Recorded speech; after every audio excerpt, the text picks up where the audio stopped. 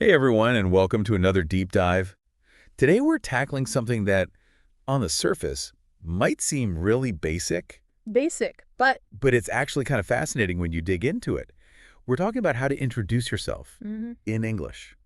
And you might be thinking, well, duh, I already know how to say, hi, my name is, right, but right. there's more to it than that, right? Yeah, so much more. It's really about making a good first impression. Exactly. And the sample podcast episode we're looking at for this deep dive really breaks down, like, what are the essential elements of a self-introduction? Like the absolute building blocks. Yeah, Yeah. So, like, obviously you start with a greeting. of course. Hello, hi, whatever feels right for the situation. Then you give your name.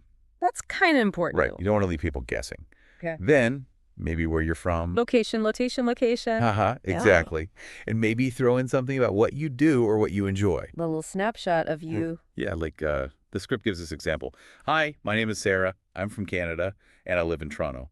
I work as a graphic designer, and in my free time, I love painting and hiking. It's clear, it's concise, it hits all the key points. It does. But it also makes me wonder, is that enough to really stand out? Yeah. You know? That's a good point. I mean, it's a solid foundation, but to really make an introduction memorable, you got to add a little something extra, a little personality. Oh, like some spice. Exactly. And the script talks about this too. Like maybe share a little bit about your family or a fun fact, something that makes you unique. Ooh, like, let me see. Okay, here's an example from the script. Hi, I'm Raj. I'm originally from India, but I've been living in New York for 3 years. I work in software development, and I'm really passionate about photography. In fact, I recently started a blog to share my photos. Now that's an introduction that tells a story. We know where he's from, what he's passionate about. He's not just a name, he's a person. Yeah, and it feels genuine, right? Totally. And that brings up another important point that the script mentions, cultural sensitivity. What flies in one culture might not in another. It's all about being aware of your audience. Ah, so like that super enthusiastic, outgoing introduction might not be the best approach everywhere. Exactly. Humility is valued over self-promotion in some cultures. You really got to do your research. Makes sense. Yeah. So, like, even though we're talking about polishing our introductions, it's not about being fake or anything. No, no, not at all. It's about being your authentic self, but in a way that resonates with the people you're talking to. So adapting, basically. Adapting is the key word. The script makes a good point about how the setting matters too, like a casual hangout with friends versus, say, a job interview. Oh, yeah, for sure. You wouldn't bust out your super formal intro at game night. Probably not. Unless that's your thing, then go for it. Uh-huh, exactly. But the point is, know your audience, know the context. Mm-hmm. And speaking of knowing, the script also suggests practicing your introductions out loud. Which sounds a bit, I don't know, weird. Like talking to yourself in the mirror. It might feel silly at first, but trust me, it helps. It's like rehearsing for a play. The more you practice, the more comfortable and natural it'll feel. Okay, I guess that makes sense. But how much practice is too much? It's about finding that sweet spot between being prepared and sounding, robotic. Right, you don't want to come across as, like, reading from a script. Exactly. The goal is confident and authentic. So much to think about. Who knew introductions could be so complex? They're more powerful than we give them credit for. A good intro can open doors, start conversations, even lead to new opportunities. Wow, okay, I'm sold. I'm gonna go practice my intro right now. And while you're practicing, here's something to chew on. How can you take these introduction skills and use them to build stronger connections? Ooh, that's a good one. Food for thought, everyone. Thanks for joining us for this deep dive. Keep practicing those intros, and we'll catch you next time. See ya! Hey, everyone. Welcome back. Ready for another deep dive? Absolutely. Always ready to dig into something new. Okay, so today we're tackling something pretty universal. I bet a lot of you can relate to this.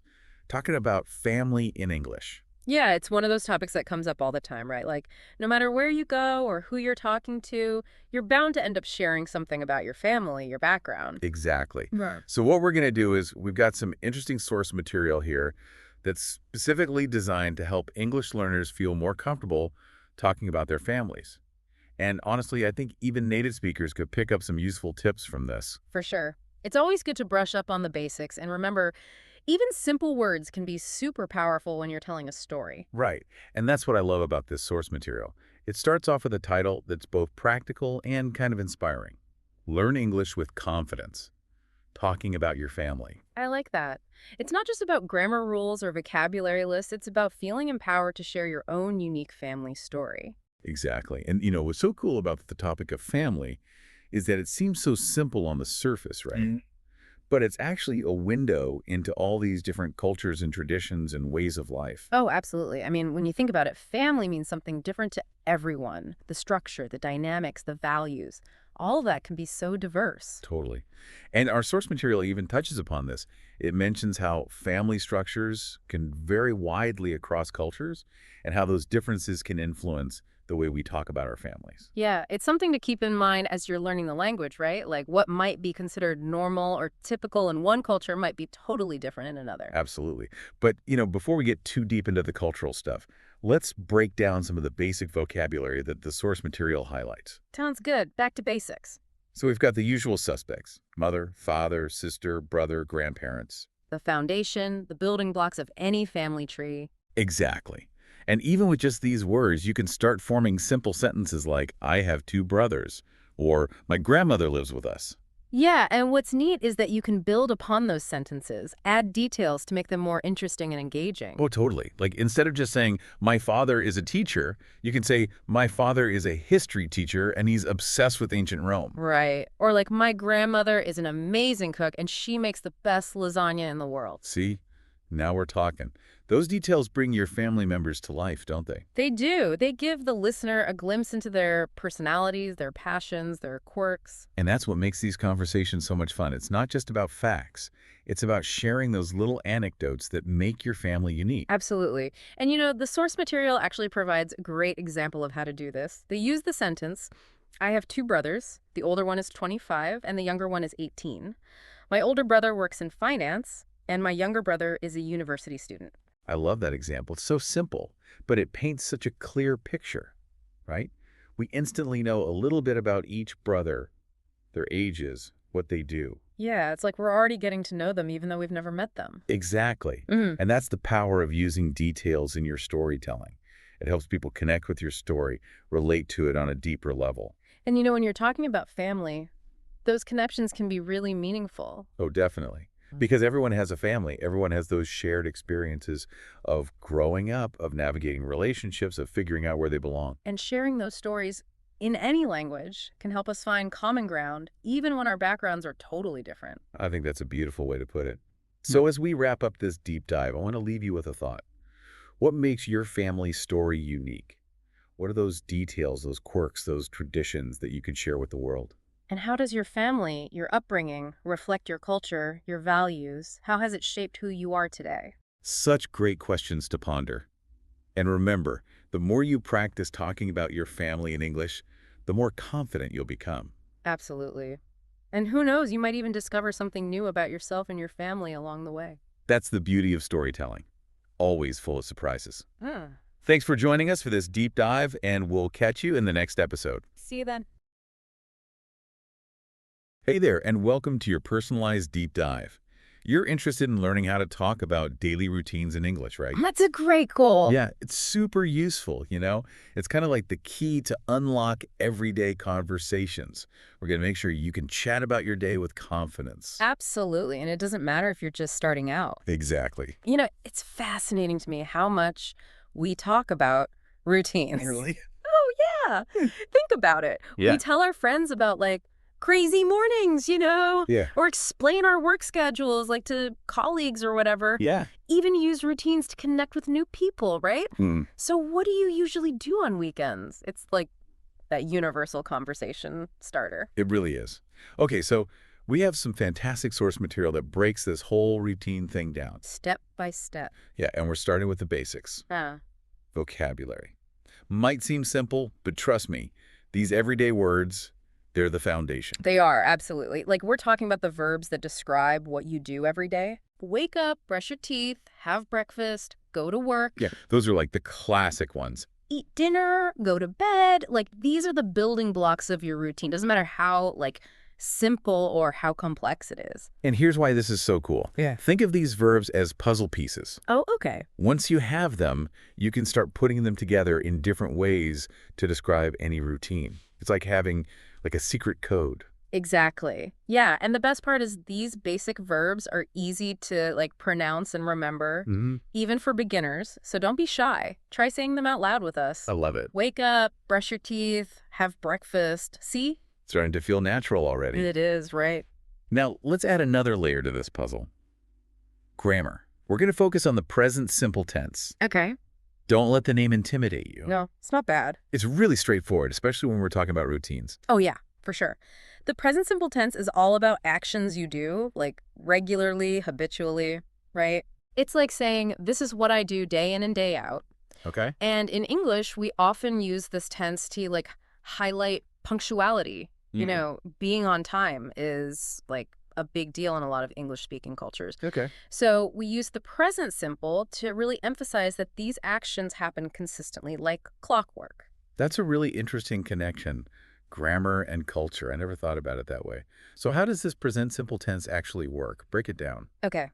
So the basic structure is super simple. You start with the subject, I, you, he, she, it, we, they, followed by the base form of the verb. Okay. For example, I wake up, you brush your teeth, she has breakfast. Okay, I'm following so far. Good. What about when we want to say we don't do something? Ooh, good question. For negative sentences, we just add do not or don't before the base form of the verb, like Okay. I don't eat breakfast, he doesn't go to work early, they don't watch TV before bed. Got it. So we've covered positive and negative sentences. What about asking questions? Ah, yes. Questions. For those, we just put do or does at the beginning of the sentence, followed by the subject and the base form of the verb. Gotcha. For example, do you wake up early? Does she work from home? Do they exercise every day? Wow, this is starting to click.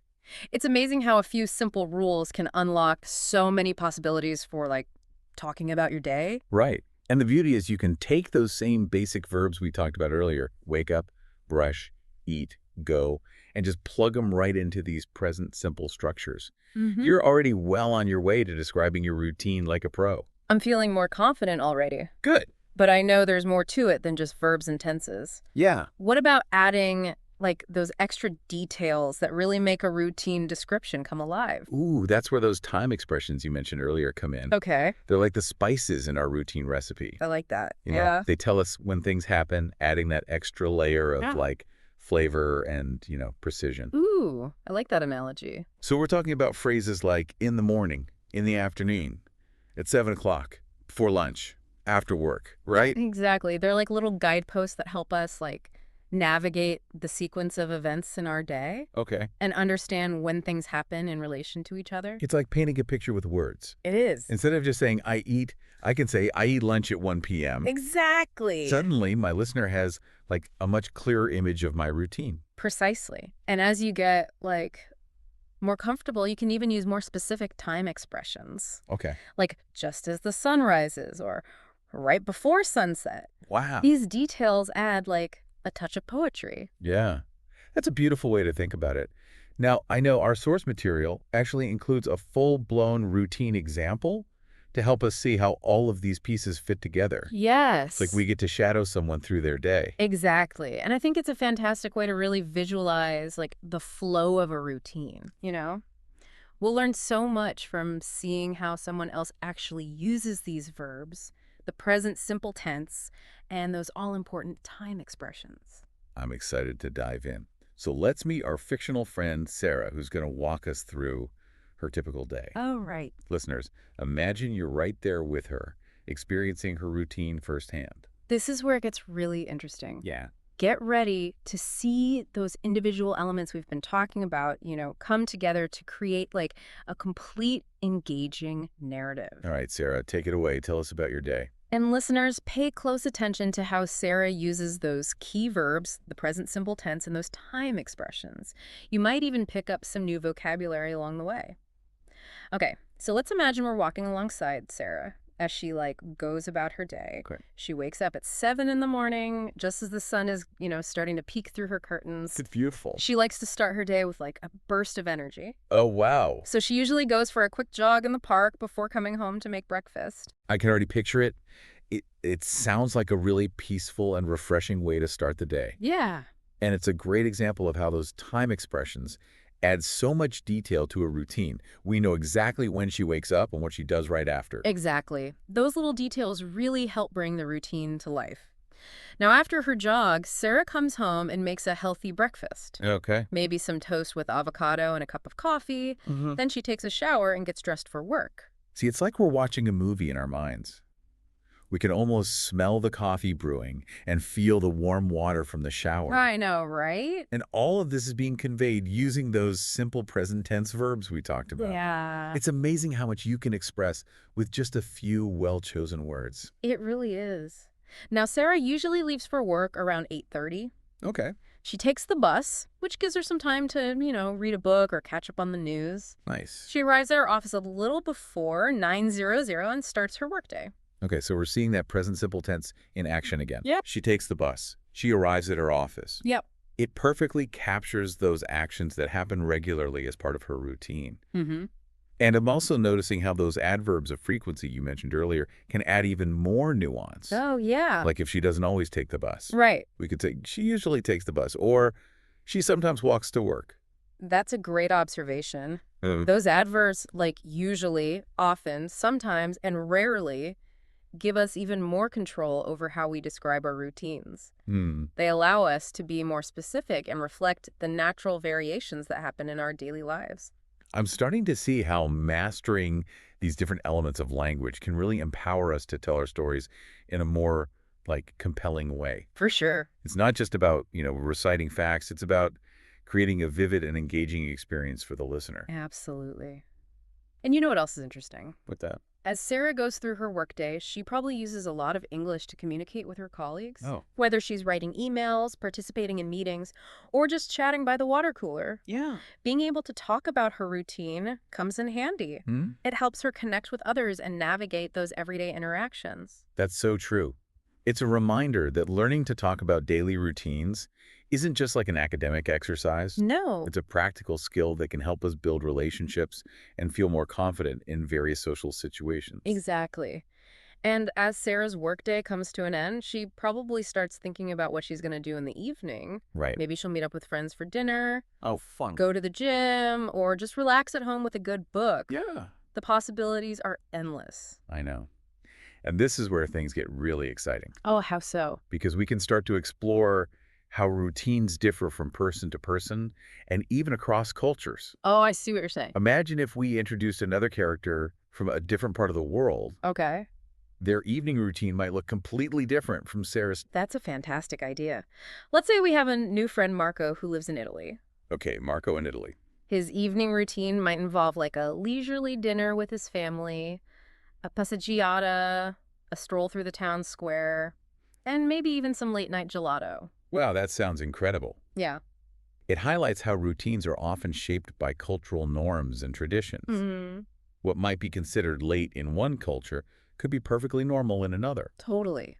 It's fascinating to see how these differences are reflected in the way we talk about our days. It really is. And it reminds us that learning a language isn't just about memorizing vocabulary and grammar rules. Right. It's about gaining a deeper understanding of different cultures and the diverse ways people live their lives. Okay, so we've followed Sarah through her morning and work day, and we've even gotten a glimpse of Marco's evening routine in Italy. What about Sarah's evening? Okay. I'm curious to hear how she winds down after a busy day. Well, Sarah's evenings are usually pretty relaxed. After work, she often goes to the gym to unwind and clear her head. Then she comes home and cooks a simple but delicious dinner.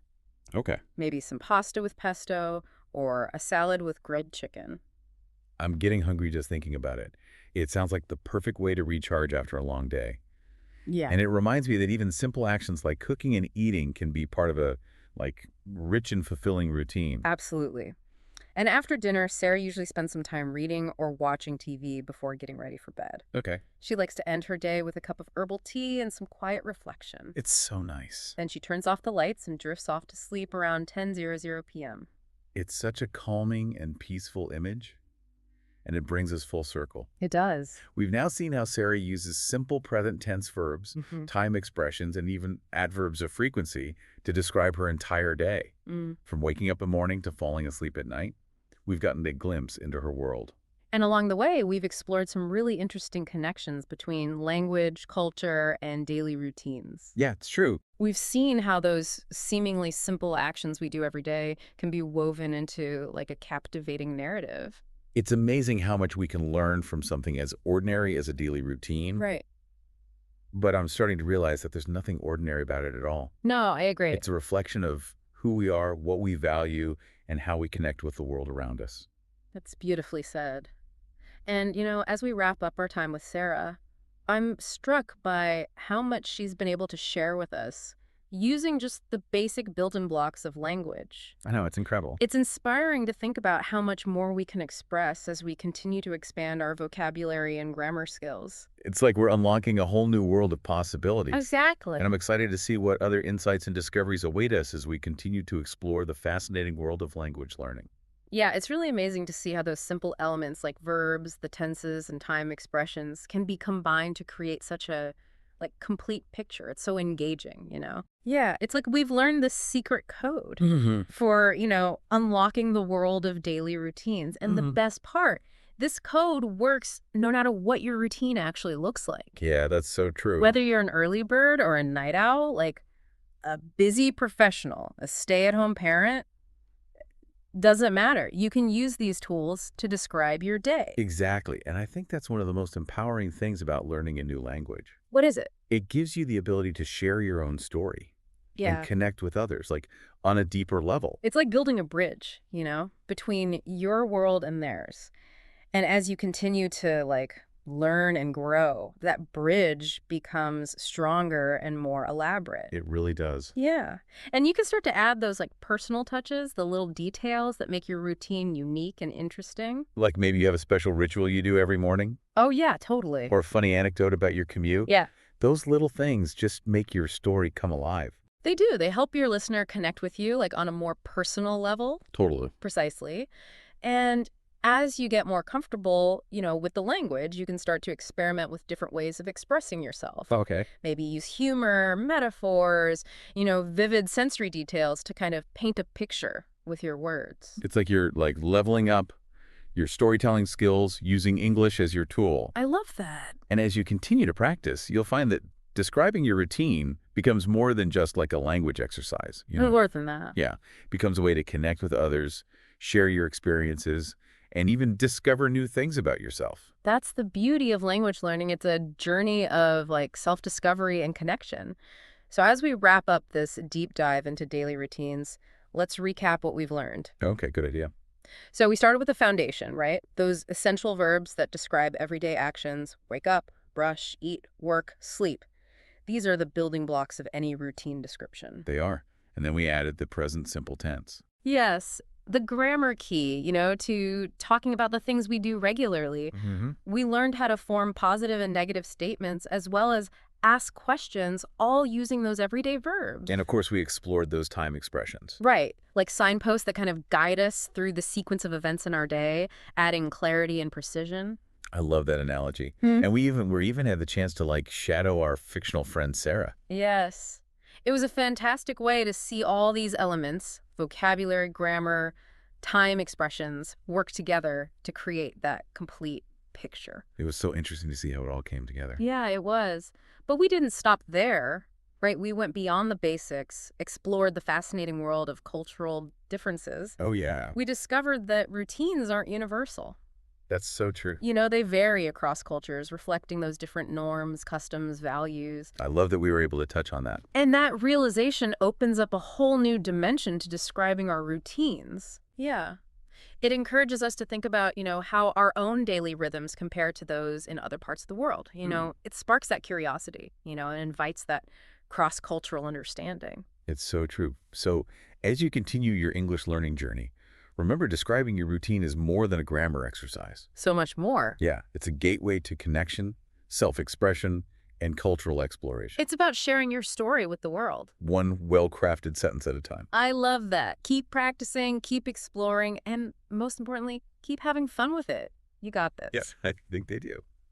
That wraps up our deep dive into daily routines. Thanks so much for listening. See you next time. Okay, so picture this. You're trying to tell someone about your awesome apartment, but Yeah. like the words just won't come out right. Hmm. I've been there Yeah. once while traveling. I tried to describe my balcony Oh, yeah. using what I thought was the right word, but it turns out I was accidentally telling everyone about my awesome trampoline. Oh, dear. I can only imagine the confused looks you must have gotten. It's a good reminder of how tricky it can be to navigate a new language, even when talking about something as familiar as our homes, right? Exactly. And that's why we're diving deep today into describing your home in English. Hmm. It's something we do all the time across cultures. So being able to do it clearly and confidently can be incredibly useful. Absolutely. Whether you're chatting with new friends, giving directions, or even just looking for an apartment online, having the right words at your fingertips makes all the difference. Okay, so let's unpack this. We've got a beginner English lesson plan, a personal home description written by someone named Anna, and some fascinating notes on cultural variations in housing, Mm. ready to become a home describing pro. I'm ready. And you know what's fascinating here is that even seemingly simple vocabulary for describing homes can open up a whole world of cultural insights. I love that. So our lesson plan kicks things off with some basic vocabulary for rooms. We've got the classics: kitchen, living room, bedroom, bathroom. These are pretty universal, right? Yes, those are the building blocks, but think about it. Within each room, you can get much more specific and descriptive. For example, instead of just saying cooker, you might use stove, oven, or range, depending on what you have in your kitchen. Ooh, that's a great point. Using more precise words helps paint a clearer picture of your home. Speaking of specifics, what about furniture? We've got the essentials like a bed, sofa, table, and chairs. Of course, and don't forget about lamps, a TV, a fridge, or maybe even a bookshelf overflowing with books. It's these details that truly personalize a space and make it feel like home. I love that idea that the objects we choose to fill our homes tell a story about who we are. So before we get lost in all the details, our source also mentions different types of homes, apartments, houses, villas, flats. It even mentions studios, which always make me think of creative open spaces. What are some other words we might use to describe the types of homes we live in? That's a great question. Depending on where you are in the world, you might hear terms like bungalow, cottage, townhouse, or even mansion if you're feeling fancy. And these terms often reflect not just the physical structure of a house, but also cultural nuances and historical influences. It makes you realize that describing your home goes beyond just listing rooms and furniture. It's about capturing the unique character and maybe even the history of your space. Now, speaking of personal touches, let's take a look at Anna's description of her own home.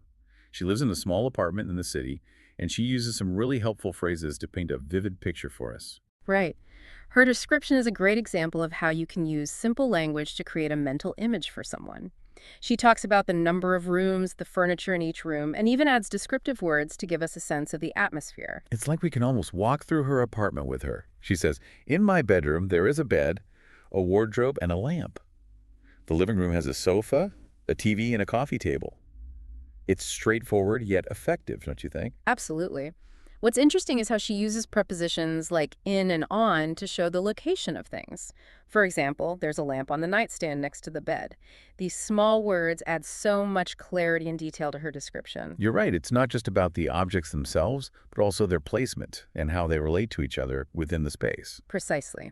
And if you were to think about your own home, what prepositions would you use to describe where things are? For example, is your sofa in front of the TV or across from it? It's a fun way to practice those prepositions and bring your own home description to life. I love that.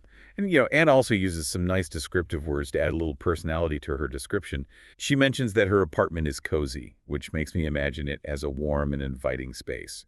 Yes, and that's a perfect example of how descriptive words can go beyond just size and shape. You might describe your home as bright, modern, traditional, or even unique to capture its overall feel. I think it's so cool how even simple words can convey so much about the atmosphere of a place. And it makes me wonder how cultural ideas about homes might influence the kinds of words people choose.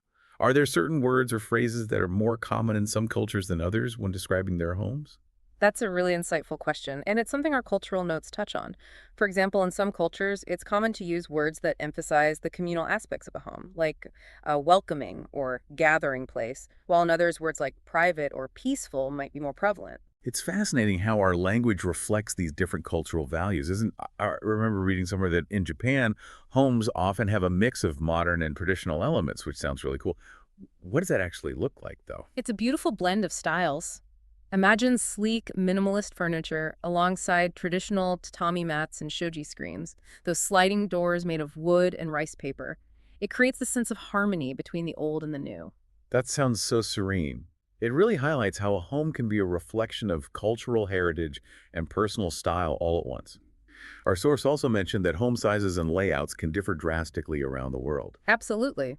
For instance, in some countries, extended families often live together in large multi-generational homes, while in other places, smaller apartments are more common, especially in bustling cities. Right. And those different living arrangements probably shape the way people describe their homes, too. I imagine someone living in a small apartment might focus more on maximizing space and creating a cozy atmosphere, while someone in a large house might emphasize the sense of spaciousness and maybe even having separate areas for different activities. Exactly. Think about the words they might use. Someone in a smaller space might talk about clever storage solutions or a multifunctional living area, while someone with a larger home might highlight features like a spacious garden or a formal dining room. That makes me think about how our lifestyles and priorities also play a role in how we describe our homes. If someone loves to cook, they might talk about their state-of-the-art kitchen with all the latest gadgets, while someone who enjoys spending time outdoors might rave about their beautiful patio or peaceful garden. Precisely. And those descriptions tell us so much about what they value and how they use their living space. Now, let's shift gears for a moment. We've talked a lot about vocabulary and cultural influences, but there's another essential element to describing your home grammar. Oh, right. We can't forget about the glue that holds all those wonderful words together. What are some key grammar points to keep in mind when talking about our homes? Well, we've already touched on prepositions, which are crucial for explaining where things are located. But another important structure is using there is or there are to list items in a room. I remember you mentioning that earlier. Anna used it a lot in her description, right? Exactly. For example, she said, there is a bed, a wardrobe, and a lamp in my bedroom. It's a simple yet effective way to give a clear overview of what's in a room. It's like a mental checklist. You can quickly visualize the layout and the key pieces of furniture. Exactly. And here's a little tip for you. When using there is or there are, try to group similar items together to make your description more organized and easy to follow. For example, you could say, in the living room, there's a comfortable sofa and a cozy armchair. There's also a TV and a bookshelf against the wall. It creates a natural flow and helps the listener picture the space. That's a great tip. It's all about creating a mental map for the listener, isn't it? So we've covered vocabulary, cultural insights, and even some essential grammar points. What's next in our deep dive? Well, now that we've equipped you with all these tools, it's time to put them into practice. Imagine you're giving a virtual tour of your home to a friend who speaks English. Ooh, I love this. Yeah. It's like a real-life application of everything we've learned today. Exactly. Think about how you would describe your home using the vocabulary and grammar we've discussed. What details would you highlight? What words would you use to create a clear and engaging picture for your friend? Take a moment to think about it. Wow. I don't know about you, but just imagining giving that virtual tour got me thinking about all the little details that make my home special. And that's the beauty of it. Describing our homes allows us to share not just the physical space, but also the memories and emotions we attach to them. It's true. We've covered so much in this deep dive, from basic vocabulary and grammar structures to cultural nuances and even personal reflections. It's amazing how much we can learn from simply talking about our homes. It's been a fascinating journey, hasn't it? And the best part is that this is just the beginning. As you continue to learn and practice English, you'll find even more ways to express yourself and share your experiences with others. Exactly. The more you practice, the more confident you'll become in using these new words and phrases to paint a vivid picture of your home for anyone who's listening. And remember, fluency is a journey, not a destination. So don't be afraid to experiment with different words, ask questions, and embrace the process of learning. The more you engage with the language, the more natural and enjoyable it will become. Absolutely. Mm. So next time you have a chance to chat with an English speaker, tell them about your home. Share those details that make it special. Use those descriptive words that capture the atmosphere, and don't be afraid to show off your personality. You might be surprised by how much you can already say and how impressed they'll be with your newfound skills. That's a wonderful thought. And who knows, maybe they'll even be inspired to share their own home stories with you, opening up a whole new world of cultural exchange and understanding. I love that. It's a reminder that language is a powerful tool for connecting with people, sharing experiences, and making the world feel a little bit smaller and more welcoming. So go out there, embrace the power of language, and keep practicing. Happy describing. All right, welcome back for another deep dive. You know, we all gotta eat. So today, we're gonna tackle something super practical, like how to handle yourself at the grocery store, in English, of course. And it's funny how even something so basic like grocery shopping can have all these little cultural quirks and differences in how people do it around the world. Oh, I bet. Well, I'm excited to get into all that. You sent over this really interesting English lesson plan. Looks like it's perfect for anyone who wants to, confidently navigate a grocery store in an English-speaking country.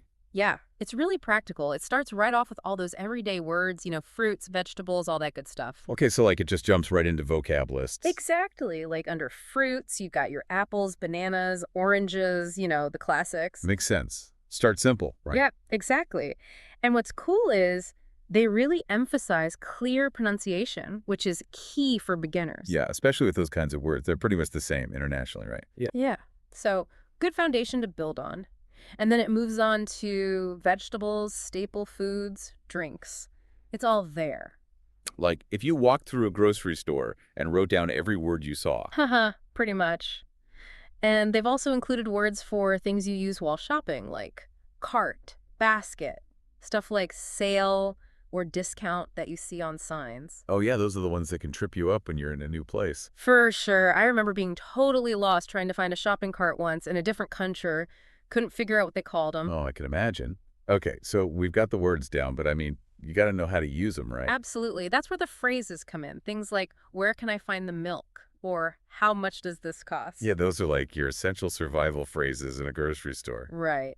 And the lesson really breaks down the key questions, statements you'd use, so you can, ask for help, find what you need, all that. And it even covers checking out, like asking about payment methods if you need a bag. It's all there. And for a beginner, it's all about keeping it clear and simple, right?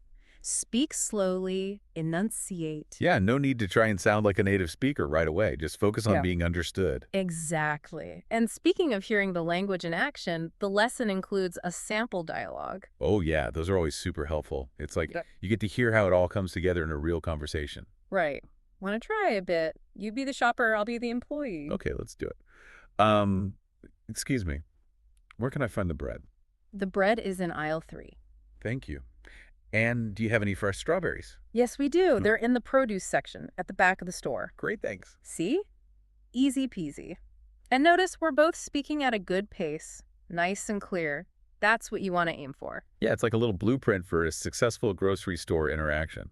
Oh, and they even highlight a specific grammar point here, the whole countable versus uncountable noun thing. Yeah. That one trips a lot of people up, but it's super important for talking about food in English. So countable nouns are things you can, well, count, right? Like apples, oranges. Right, like, I want 2 apples, I'll take 3 oranges, like that. But uncountable nouns, those are things like rice. Yeah, rice, milk, stuff like that. You wouldn't say 2 rices or 3 milks. It just doesn't work. So how do you talk about those things? You got to use words like some or a cup of, a carton of. For example, I need some rice. Or I'd like a carton of milk. It's crazy how many little rules there are. Right. But this lesson does a good job of explaining them in a way that makes sense. Yeah, for sure. Instead of just like throwing grammar rules at you, it shows you how they actually play out in a real situation. Yeah. Like at the grocery store. Yeah, Makes it way more engaging. exactly. And so far, we've covered vocabulary, phrases, that sample dialogue, even a grammar point. Pretty solid foundation, right? Yeah, it's a lot.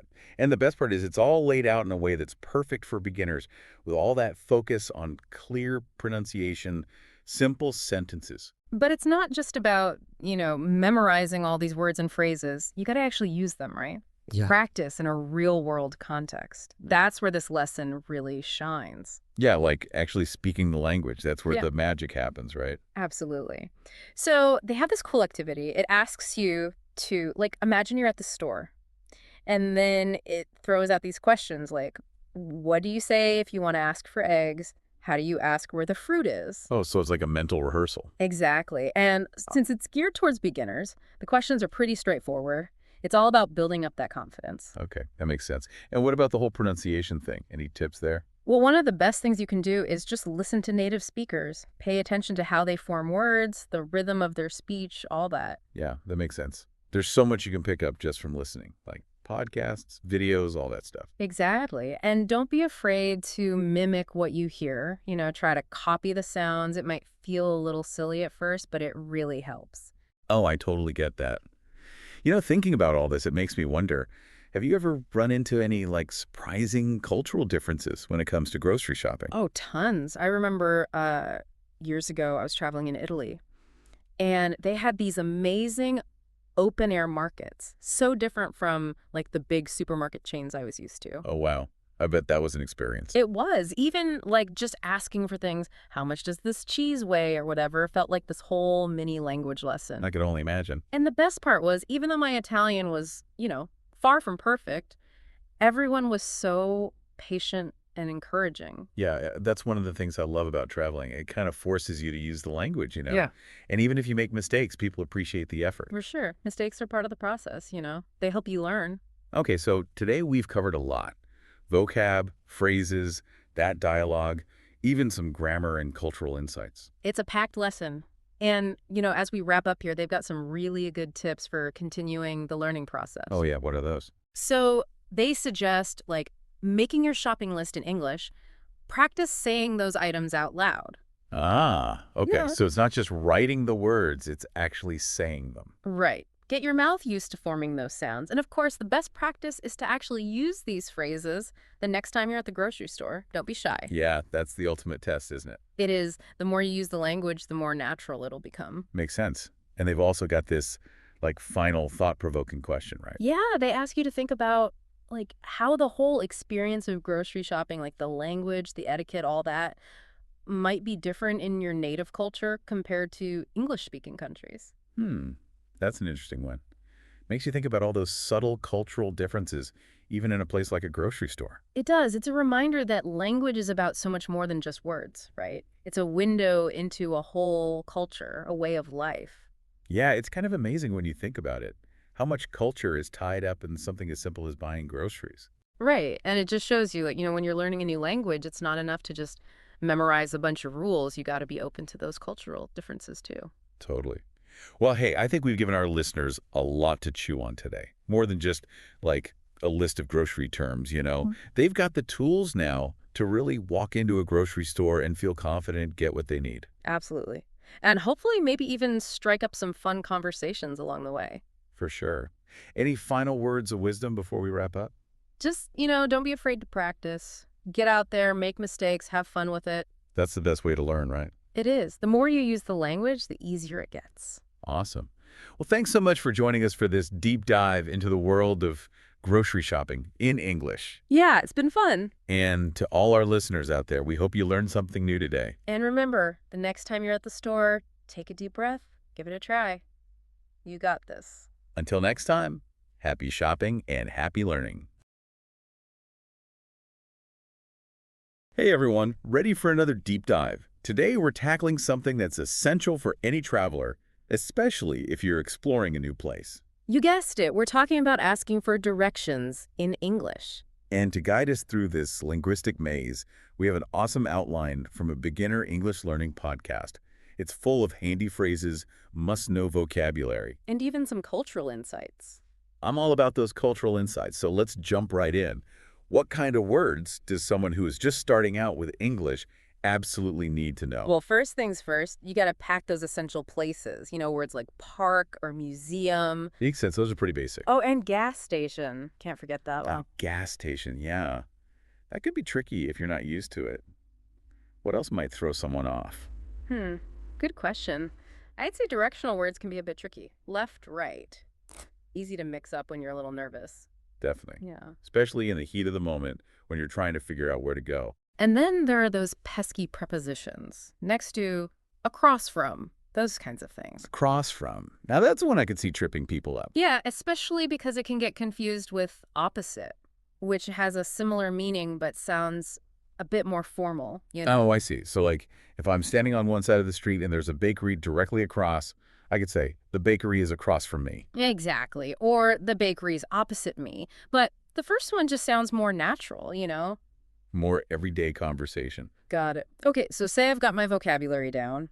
How do I actually ask for directions? Well, politeness goes a long way. Always a good rule of thumb. It's always a good idea to start with, excuse me, to get someone's attention. Right. Acknowledge the person you're talking to. Then you can just keep it simple. Excuse me, can Oh, you tell me where the bank is? straight to the point. I like it. But what happens if the person gives me directions that are kind of hard to follow? That's where clear pronunciation comes in, both for the person asking and the one giving directions. And our source really stresses that, speaking slowly and clearly. Oh, so it's not enough to just use the right words. Nope, got to make sure those words are actually understood. Mumbling or rushing through them won't help anyone. So true. It's like when someone's giving you a phone number too fast. Totally. And the person giving directions, they should be mindful of that too. Instead of just saying, take the second left, they could mention a landmark, like take the second left after the big red church. Ooh, I like that. Makes it much easier to picture. Right. It's like painting a picture with words so the listener can really visualize the route. Speaking of visualizing, I think our source material has a sample dialogue that shows how all of this comes together in a real conversation. You are absolutely right. So let's hear it. Imagine you're the one asking for directions, looking a bit lost. You could say something like, excuse me, can you tell me where the nearest bus stop is? Excuse me, can you tell me where the nearest bus stop is? Excuse me, can you tell me where the nearest bus stop is? Okay, what happens next? I'll be the friendly local. Sure. Go straight for 2 blocks, then turn left. You'll see the bus stop right next to the park. See, that park mention really helps. Right. Okay, so pronunciation is key. Anything else we should keep in mind? Well, the podcast outline suggests paying attention to sounds that are often tricky for English learners. For example, that the sound in words like the and thank you. Oh yeah, thuff. That one can be a real tongue twister.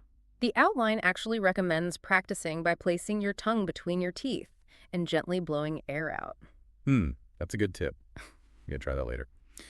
So clear pronunciation is important for both asking and giving directions. What else can we do to make sure our English is understood? I'd say focusing on intonation is key, the rise and fall of your voice as you speak. It's not just what you say, it's how you say it. Exactly. Like when you're asking a question, your voice usually goes up at the end. Listen. Mm. Can you tell me where the nearest bus stop is? It does go up at the end, Mm, almost like you're adding a little question mark with your tone. precisely. And using the right intonation can make your English sound more natural, more engaging, which can be really helpful when you're trying to communicate in a new place. Awesome. So we've covered vocabulary, being polite, clear pronunciation, and now intonation. My English skills are already feeling sharper. And we're not done yet. Remember, our goal is to give you the tools to navigate any situation. Speaking of navigating, what about giving clear and concise directions? How do we do that? Well, to answer that, we need to dive into the world of imperative sentences. Don't worry, it's not as scary as it sounds. Okay, not scary. I can handle that. We'll break it all down in the next part of our deep dive. Welcome back to our deep dive. We're getting ready to explore those imperative sentences for giving directions. Right, those all-important commands. But before we get all grammatical, I noticed our source material has a section on cultural notes. Oh, you're right. Maybe we should touch on that first. Absolutely. Understanding cultural nuances is super important, especially when you're asking for directions in a new place. For sure. And our source specifically mentions starting with, excuse me, it seems like such a small thing. Yeah. Why is it so important? Well, think about it. It's all about showing respect. Right. You're acknowledging the other person before you make your request. It's like saying, hey, I know you're busy, but could you spare a moment?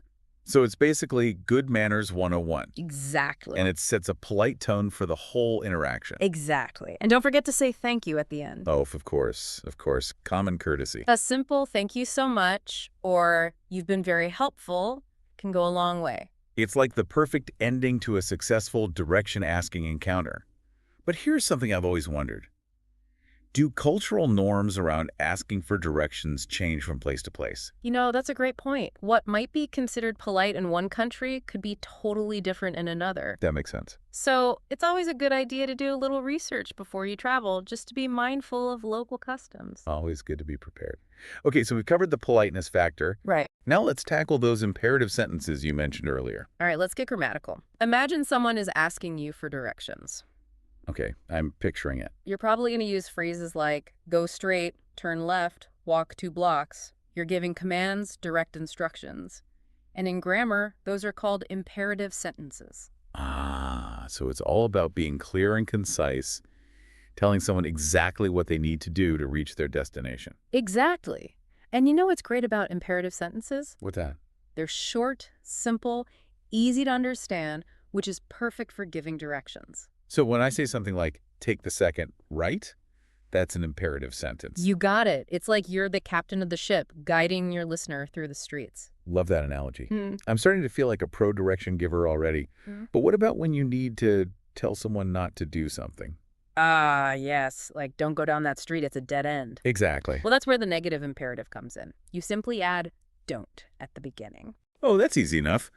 Don't turn left. Don't cross the street there. Exactly. You're keeping your fellow travelers safe and on the right track. Safety first.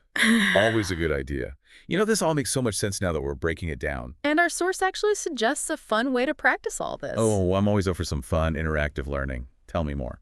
They suggest role-playing. It's a great way to put our knowledge into action, get comfortable with real-life situations. I love it. It's like having our own little language adventure right here in the deep dive. Exactly.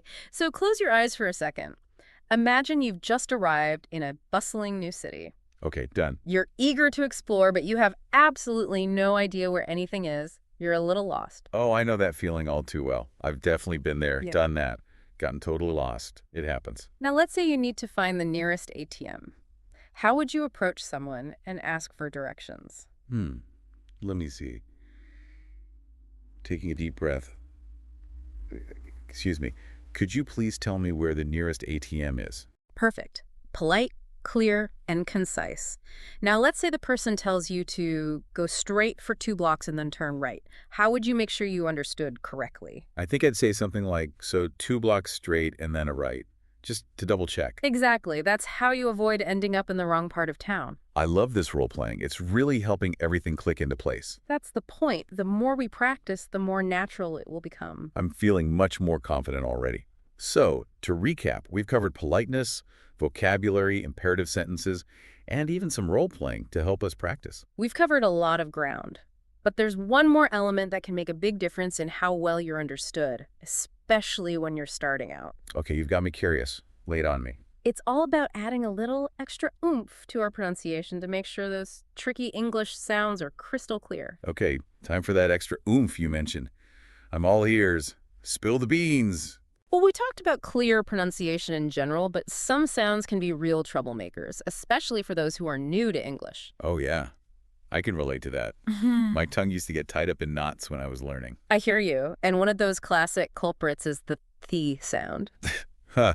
It's everywhere, like in the this, that, oh, and thank you. Super important words. So important. And it's easy to slip up, make it sound more like a D or a Z.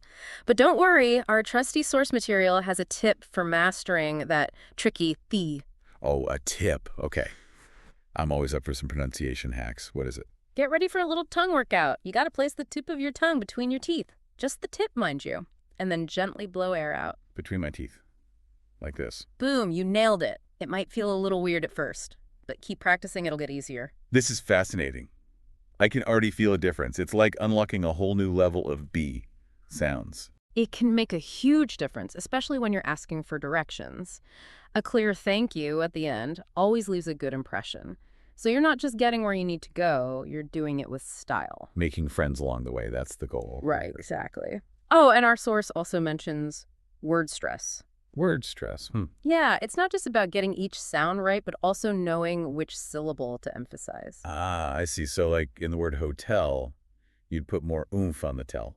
Bingo! It's like giving that syllable a little boost of energy. And that can make a world of difference, especially when you're just starting out. Makes sense. It's all about clarity. And you know what? When you can pronounce things well, it just gives you more confidence. Absolutely. Every time you nail a tricky sound, it's a little victory. And speaking of confidence, our source has a final thought that I really love. They talk about the power of visualization. Visualization, interesting. I'm always a fan of a good mental exercise. What do they suggest? Picture yourself in that dream destination, the place you've always wanted to visit. Okay, I'm picturing it.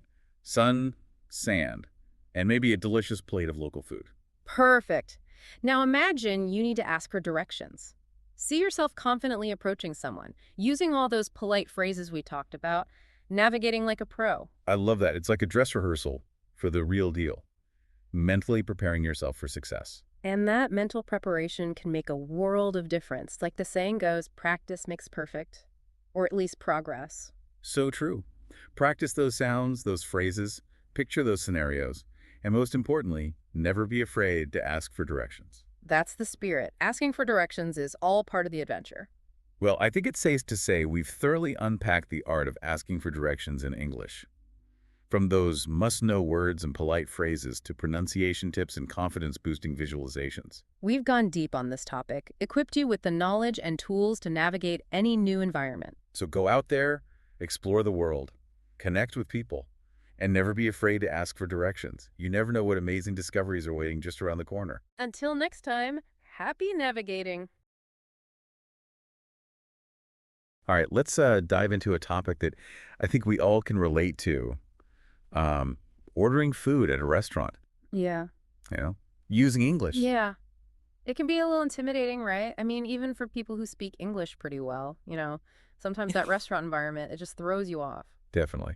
And it's like you said, even for people who feel pretty good about their English skills, there's something about that setting, that environment that makes you suddenly forget everything you thought you knew. Absolutely. And we're going to give you the tools to feel confident, to order anything you want, sound clear, and most importantly, just relax and enjoy the experience. I like that. Relax and enjoy. Mm. Okay, so in your notes, I see you have a bunch of kind of like key vocabulary, basic restaurant terms that we need to know. Um, Things like menu, waiter, Huh. waitress, real basic stuff. Yeah, you got to start with the foundation right. And even if you know these words, thinking about how to pronounce them clearly, that's going to boost your confidence overall. Okay, so let's take one as an example, like menu. Anything specific we should keep in mind when saying that word? Definitely. So, menu. You want to stress that first syllable, menu. Let the second syllable be a little softer, almost like an sound. Menu. Meno. Got it. So it's not menu, which is, I think, a pretty common mistake. Exactly. It's all about those subtle shifts in emphasis. Makes sense. Now let's move on to the fun part. The food, the whole reason we go to restaurants, right? I mean, I guess some people go for the atmosphere, the ambiance, but Yeah, for me, it's the food. exactly. So you've broken down this deep dive by, typical menu categories: appetizers, main courses, desserts. Let's pick a dish from each category and talk about how to pronounce it nice and clearly. Sounds good. Okay, let's start with appetizers. How about salad, a classic? Yeah, salad, sure. And I know there are tons of different kinds of salads, but let's just focus on that basic word. Okay, so with salad, make sure you're pronouncing the A as in cat, not car. Right. And don't forget the D at the end. It's S-L-A-D, not say-ow. Salad. All right. What about a main course? How about steak? That's one I know I've struggled with in the past. Yeah, steak can be tricky, but it's actually pretty straightforward once you break it down. It's just one syllable, and that E sound is like I as in day, so it's steak. Steak. All right, I'm going to keep practicing that one. Okay, last category, dessert. Something sweet to finish off our pronunciation practice. What do you think? How about chocolate cake? Everyone loves chocolate cake. Perfect. Anything specific we should watch out for with the pronunciation there? Yes, definitely. Make sure you separate the words clearly. It's chocolate cake, not chocolate cake, all mashed together. Got it. Separate the words chick-dole cake. Exactly. And one more thing, pay attention to that O sound in chocolate. It's like the O in hot, not chalk. Cheat you late. Cheelate. Okay, that's a really helpful tip. I know I've heard people say it both ways, but now I know which one is correct. Great, you're already sounding more confident. I feel it. Okay, so we've covered some basic vocabulary. Now, how about the phrases we use to actually place our order? I see in your notes you have, like, can I see the menu, please? And I'd like to order the. Those are excellent starting points. And it's not just about the words themselves, but also how you say them. For example, with, can I see the menu, please? Make sure you use a rising intonation at the end. It should sound like a question. Okay, so like, can I see the menu, please? Kind of going up at the end. Exactly. It makes it sound more polite and natural. Okay, so rising intonation for questions. What about, I'd like to order the. Anything to watch out for there? Yes. Be sure to pronounce the D sound in I'd clearly. It's easy to mumble as contractions, but enunciating each sound will make you sound more confident and understandable. I'd. All right, I'll make a conscious effort to do that. Now, are there any other key phrases we should be practicing? Ones that will come in handy in pretty much any restaurant setting. Absolutely. What do you recommend? Is a great one if you're feeling adventurous or overwhelmed by the choices. Just be sure to pronounce that D in recommend and don't rush those syllables. Okay, what do you recommend? Got it. And what about, the absolute essential asking for water. Of course. "Can I have some water, please?" is a must-have phrase. Hmm. And again, focus on that rising intonation at the end to make it a polite request. Can I have some water, please? Yeah. Up at the end. All right, I'm starting to feel like I could handle myself in a restaurant now. You're doing great. Remember, it's all about practice. Practice makes perfect. So we've covered some basic vocab, essential phrases, and some key pronunciation tips. It's like we're building a toolkit for confident restaurant communication. But now I'm curious, how does all of this fit into the actual process of ordering? How can we make sure we're navigating that smoothly and clearly from the moment we walk in the door? Great question. That's exactly what we're going to tackle in the next part of our deep dive. We'll break down the typical restaurant experience step by step. Sounds delicious. I can't wait. Welcome back. Ready to put all those phrases and pronunciation tips into action. I am. Let's do it. Bring on the food. All right, so imagine this. You've just walked into this amazing little Italian place, like one of those with the checkered tablecloths and the smell of garlic bread wafting through the air. Ooh, I'm already hungry. Right. You're seated at a table, the waiter comes over, and you know it's time to order. What's your opening move? Okay, so first things first. I'd make eye contact, smile, and say, "We're ready to order now, thank you." And of course, I'd make sure to pronounce that W in "we're" nice and clearly. Perfect. Now, what if you're looking for something specific but you don't see it on the menu? How would you ask the waiter about it? Hmm, I might say something like, "Excuse me, do you have any vegetarian pasta dishes?" And I'd make sure to really emphasize that V sound in vegetarian. Great. You're being polite, specific, and your pronunciation is on point. Now, let's say the waiter recommends a dish, but you're not quite sure how to pronounce one of the ingredients. It's a pasta with gnocchi, those little potato dumplings? Oh, gnocchi. Yeah, that one always trips me up. Right. So what could you do in that situation? Well, I wouldn't want to just guess and end up with something completely different. So I might say something like, "Could you repeat that, please?" I want to make sure I'm saying it correctly. Exactly. There's no shame in asking for clarification. It shows you're engaged and want to get it right. All right, now let's say you've figured out the whole gnocchi situation. You've decided what you want, and you're ready to place your order. How would you tell the waiter? Okay, here goes. "I'd like the gnocchi with pesto sauce, please." And this time, I'm going to nail that gnocchi pronunciation. I have no doubt. And remember, speak at a natural pace. Don't rush. Enunciate each syllable, and you'll be golden. Got it. Natural pace, clear enunciation. Okay, now the waiter brings your food, and it looks absolutely amazing. What do you say? "This looks incredible, thank you." And I'd make sure to put a little extra oomph on that word incredible to really show my appreciation. Perfect. A little enthusiasm goes a long way. Now you finished your meal, you're ready to go, and you need the check. What's the magic phrase? I would say, "Excuse me, could we have the bill, please?" And again, clear pronunciation on that word, bill. You got it. And remember, when the bill comes, if there's anything you don't understand, don't be afraid to ask for an explanation. You can say something like, "Could you explain this charge, please?" Or, "Is this the total?" Okay, that's good to know.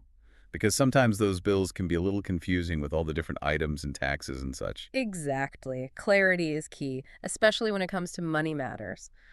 All right, we've covered a lot of ground here: ordering, asking for clarification, expressing appreciation, and even handling the bill.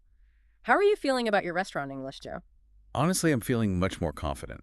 Like I could walk into any restaurant and order anything I want without feeling flustered. That's what we like to hear. And remember, it's not just about the words. It's about the whole package: clear pronunciation, confident body language, and those all-important polite phrases. So it's like we've been focusing on the ingredients, the recipe, and the presentation all at the same time. Exactly. And the result is a delicious and satisfying dining experience. Okay, so we've tackled the basics, we've practiced our pronunciation, we've even role-played some real-life restaurant scenarios. What else is there? I feel like we've covered it all. Well, we've laid a really strong foundation, that's for sure. But, like with any skill, there are always those extra touches, those nuances that can really take things to the next level. Oh, I see where you're going with this. We're talking about those little details that can make a big difference in the overall dining experience, right? Exactly. Those little things that can really enhance the experience for both you and, for the people you're dining with, and even for the restaurant staff.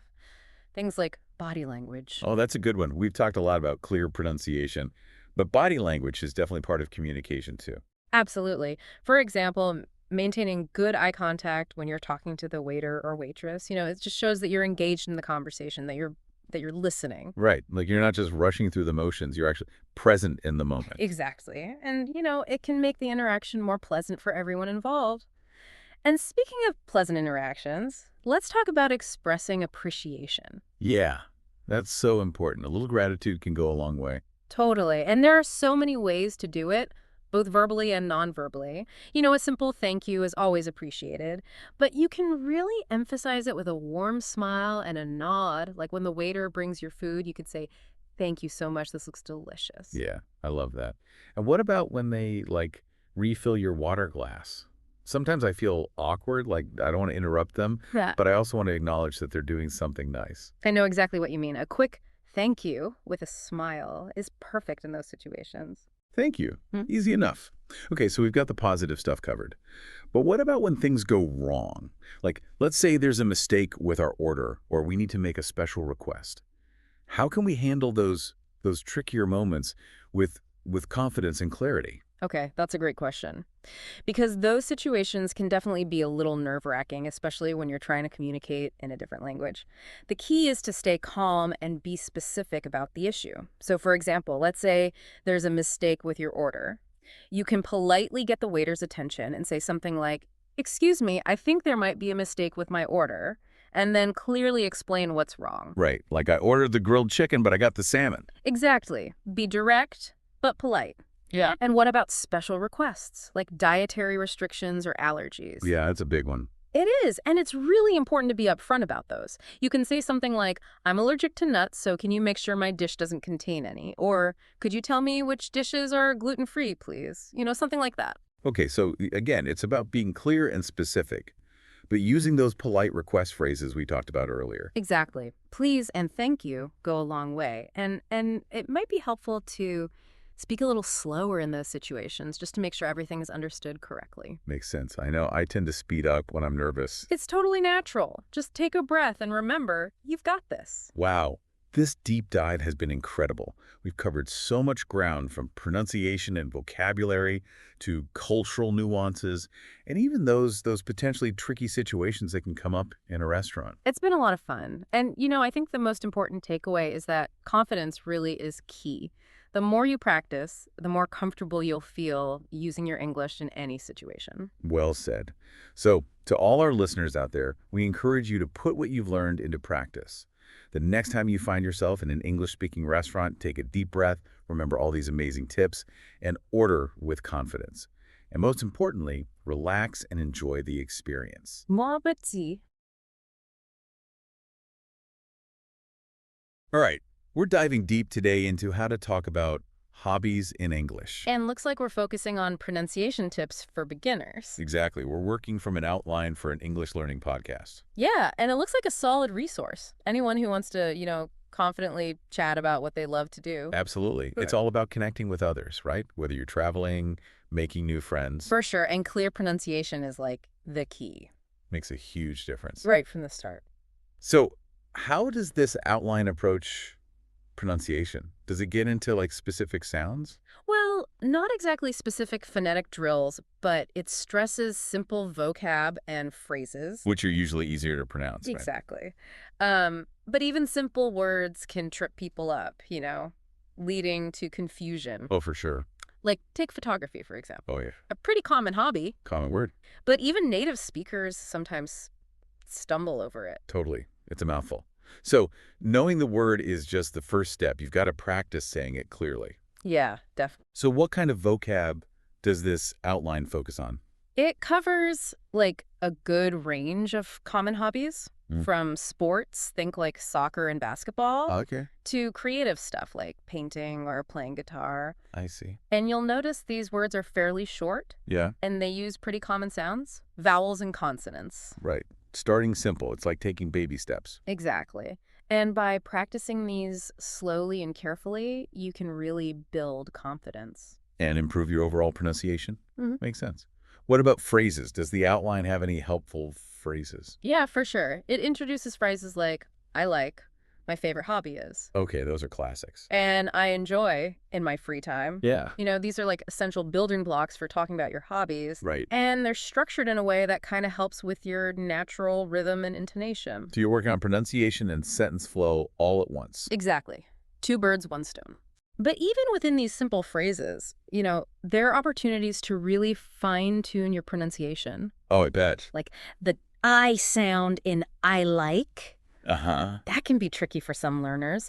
Or the oi in enjoy. Right. You need to get that lip rounding just right. It's all about paying attention to the little things. Yeah. Exactly. Being mindful of how we're forming those sounds, even in simple phrases. Does the outline offer any tips on how to practice these words and phrases effectively? It encourages listening to native speakers. Oh, yeah, that's classic. Yeah, whether it's through recordings or, real conversations. And then try to mimic what you hear. I mean, that's tried and true for a reason. Right. And I bet it helps build confidence, too. For sure. It's like, okay, this is how it's supposed to sound. Exactly. Natural. And don't be afraid to record yourself and listen back. Oh, that could be scary. It's so helpful, right, Yeah. to pinpoint those areas where you could be clearer. Yeah. Self-awareness is key. Absolutely. So we've covered vocabulary, phrases. Does the outline delve into grammar at all? It does touch on one key point, using ing verbs with hobbies. Oh, right, like I like swimming, not I like swim. Yeah. Small change, but it makes your English sound so much smoother. And does that tie back to pronunciation? Definitely. That ing ending forces you to practice that specific sound. Right. And it changes the rhythm of the sentence, too. Interesting. So it can make you sound more natural. I never thought of that. So even grammar can affect pronunciation. Exactly. This outline is really weaving pronunciation practice into every aspect of talking about hobbies. Yeah, it's subtle but effective. Yeah. It's not about bombarding beginners with, like, complex phonetic rules. Right. It's about laying a solid foundation. With manageable vocabulary and grammar. Exactly. Baby steps. Leading to big improvements. Love it. So we've talked about why clear pronunciation matters, especially for beginners. Yeah. And we've seen how this outline kind of subtly incorporates it into, learning vocabulary, phrases, even grammar. And we've highlighted those key practice techniques, like listening to native speakers and recording yourself. So a good solid approach so far. But let's get into the specifics. What kind of examples and practice activities does this outline actually offer? Let's do it. I'm particularly interested in those dialogue examples, seeing how all these elements come together in a real conversation. So the outline actually gives this simple dialogue, just to show how these phrases work in practice. Okay. It starts with person A asking, what do you like to do in your free time? Right, makes sense. So how does person B respond? Person B says, I enjoy cooking and reading books. What about you? Perfect. Simple and to the point. Exactly. Yeah. And notice they use those key phrases, right? I enjoy. Yeah. What about you? Classic. Just like we talked about. A natural, easy response. It flows nicely. And you know what I like about this? This dialogue isn't just for conversation practice. Right. You can use it for pronunciation too. Absolutely. Like a script. Learners can repeat each line. Really focus on those sounds, Yeah. making sure each word is clear. And pay attention to that rhythm and intonation. Those are important too. Definitely. So you can even record yourself. Exactly. Compare it to a native speaker. See how you're doing. It's like a sneaky way to practice pronunciation. Hidden in plain sight. I love it. At the outline, it encourages learners to personalize this, right? Oh, for sure. Like swap out the hobbies with their own. Makes it more real, relatable. Exactly. And it makes them think, apply what they've learned, engaging with the material. That's how it sticks. Yeah. Are there any other activities in here that focus on pronunciation? Well, there's this mini self-interview activity. Wow. Learners answer questions about their hobbies. Okay, like what? Things like, what is your favorite hobby? Mm-hmm. Why do you enjoy this hobby? Basic but good practice. Right, you're forced to speak in full sentences. Exactly. And again, perfect for pronunciation practice. Really think about those sounds. Absolutely. Yeah. Any other pronunciation tips? Yeah, the outline also says to think about how you describe your hobbies using more descriptive words. Okay, I like that. Like fun, relaxing, or challenging. It just makes your descriptions more lively, Add some color and Okay. more words to practice, right? Exactly. And challenging, for example, that can be tricky for beginners. That cheech sound. Yeah. And the stress on the second syllable. So good practice. It's a win-win, expanding your vocabulary and working on your pronunciation. Exactly. Now, the outline also touches on cultural nuances related to hobbies. Okay, yeah, it mentions that hobbies can be different depending on where you live. Yeah, exactly. How does that relate to pronunciation, though? Well, understanding those differences can really enrich your conversations, and that includes being able to pronounce the names of these hobbies correctly. Makes sense. Yeah. You wouldn't want to butcher the name of a traditional Japanese tea ceremony. Right. Mispronouncing those names, especially from other cultures, it can lead to like awkward moments or even be seen as disrespectful. So pronunciation isn't just about being clear. It's also about respect. Totally. Now, does the outline give specific examples of hobbies from different cultures? It doesn't go into a lot of detail, but it does encourage learners to go out and do their own Oh, research, that's cool. discover those unique hobbies, which of course means learning how to say them correctly. It's like a challenge, right? Yeah. Broaden your horizons and expand your pronunciation repertoire. Exactly. I'm curious about the interactive role play activity the outline mentions. What's that about? That one. It's basically like imagine you meet someone new Okay. and you strike up a conversation about hobbies. Like a simulation. Yeah, and this is where all those pieces we've been talking about, they all click into place. You put it all together? Vocabulary, phrases, grammar, pronunciation, even that cultural awareness, it's the final test. Yeah, like can you actually use all this stuff? Exactly. And it reminds you that clear communication is a two-way street. Right. It's not just about you speaking clearly, It's about listening carefully to the other person, too. making sure you understand their pronunciation, even if it's not perfect. Exactly. We all learn and improve together. So this outline covers a lot, right? From basic vocab to those cultural insights to this interactive role play. Yeah, it's well-rounded. But what I like is how subtly it integrates that pronunciation practice Yeah. throughout the whole learning process. It's not in your face, but it's always there. Exactly. It's like learning to swim. You don't just memorize strokes. You're in the water from day one. I like that analogy. Okay, so we're wrapping up our look at this outline. What are the key takeaways for listeners who want to sound clearer when they talk about their hobbies? Well, I think it's clear that starting with simple vocab is important. Yeah. Words that are easy to pronounce. Uh-huh. And practicing those basic phrases I enjoy or my favorite hobby is Right. can really build a solid foundation. It's all about being mindful, too. Yeah. Pay attention to how native speakers say things. Right. And don't be afraid to try and copy them. Exactly. And recording yourself can be really helpful, Yeah, for sure. even if it's a little cringy sometimes. It is, but it's the best way to really pinpoint those areas where your pronunciation could be better. You're exactly right. And it's not just about individual words either. Right. It's thinking about the rhythm and intonation of whole sentences. Uh-huh. Like even practicing the inging verb ending we talked about, Yep. it can make a big difference. Makes you sound more natural, more fluent. Absolutely. And Mhm. remember, clear pronunciation isn't just about being understood, It's also about respect. especially when you're talking about hobbies from different cultures. Right. You've given us a lot to think about. Yeah. I mean, this outline might be for beginners, but I think these insights apply to anyone who wants to improve their spoken English. I agree. And one thing that really stood out to me was how this outline encourages active learning. It's not just listening. It's about really getting involved, Yeah. personalizing those dialogues, doing that self-interview. Right, getting your mouth moving. And of course, that role play activity at the end. Yeah. That's a fantastic way to just put it all together. Simulate a real conversation. Exactly. It's a reminder that communication is a two-way street. It is. You got to speak clearly, but you also got to listen carefully To your partner. to whoever you're talking to. So to wrap things up, you've been given a fantastic roadmap for talking about hobbies in English, Yeah. with a strong emphasis on clear pronunciation right from the start. Uh-huh. What's one final takeaway you'd leave our listeners with?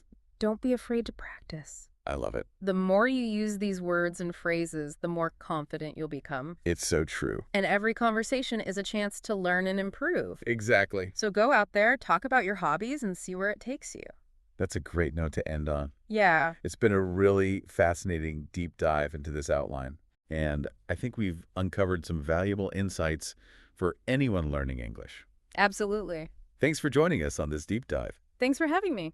We'll see you next time for another adventure in knowledge. All right, let's dive in. Today, we're helping someone get ready for maybe what seems like the easiest conversation, like talking about the weather. Oh, yeah. You'd think it would be so simple. You would. Right. But you'd For be sure. surprised at how many people, even native English speakers, kind of get tripped up Yeah. on this everyday topic. Absolutely right. And what's interesting is weather talk, it isn't just about saying information. Right. It's like a social ritual, Yeah. a way to break the ice and connect with somebody. Yeah. Think about how many times have you started a conversation with just a simple, beautiful day, isn't it? All the time. I mean, like that's Right. and what's cool about what we're looking at today is it hints at something I hadn't really thought about before. Yeah. The connection between weather talk and cultural norms, Yes. particularly in Right. English-speaking countries. Uh-huh. It's considered this safe, neutral topic, Yeah. almost like a universal icebreaker. Exactly. And that's why mastering weather talk, especially for someone who wants to have a really clear accent, Yeah. can be such a powerful tool. Powerful.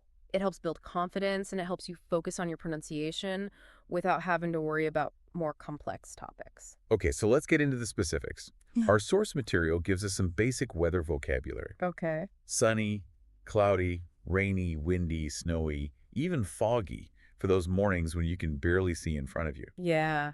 But instead of just listing them, Yeah. let's imagine using these. Yeah. Let's use them. Right, picture this. Yeah. It's a sunny day and you're heading out. Okay. What's the one thing that you would not leave home without? Sunscreen.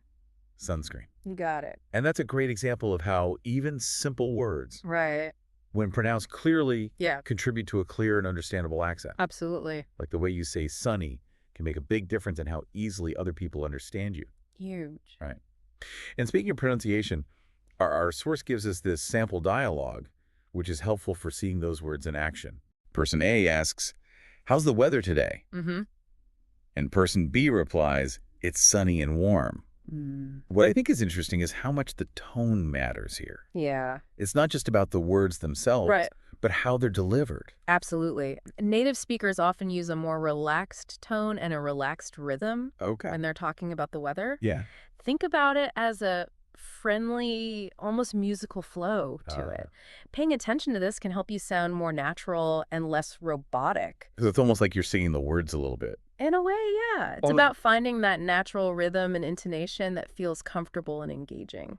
I like that. Yeah. All right, let's move on to some insider tips on grammar, Okay. as the source calls them. Uh-huh. Apparently, shortening it is to "sayet-ets" is a very common thing that native speakers do. Yes. So instead of saying "it is raining," Yeah. you would say "it's raining." Exactly. Why does that make such a big difference? It's all about sounding natural and fluent. Think about how you speak in your native language. Mhm. You probably use contractions all the time. Yeah. It's the same with English. Right. Those small changes help you blend in and sound more like a native speaker. Yeah. Plus, it can even make your speech clearer, Yeah. especially when you're focusing on pronouncing each word correctly. Like you're unlocking this secret level of fluency. Exactly. Now, the source has some practice questions for us. Yeah. And I want you, dear listener, to actually play along. Yes. Pause for a second Okay. and answer out loud. All right. Ready?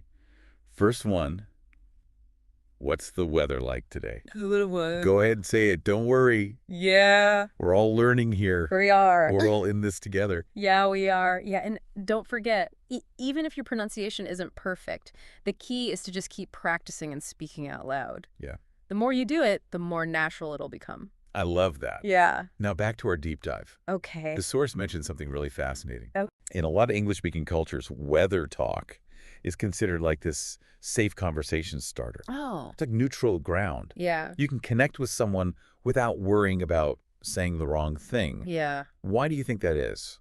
It's a great observation. Weather is something that everybody experiences, It is. right? Yeah. It's a shared reality that kind of goes beyond cultural differences and personal opinions. Right. It's not controversial Yeah. or divisive, Yeah. so it makes it perfect for breaking the ice, Oh, yeah. especially with people you don't know very well. So strategically speaking, starting with weather talk can actually help put people at ease. Yeah, It's like dipping your toes in the conversational pool before you jump in. exactly. It signals that you're open to connecting in a really friendly and approachable way. Right. And because it's such a common topic, Yeah. it lets you practice pronunciation and fluency in a low-stakes environment. Yeah, it's like a training ground Yeah, for your conversational English. exactly. Okay.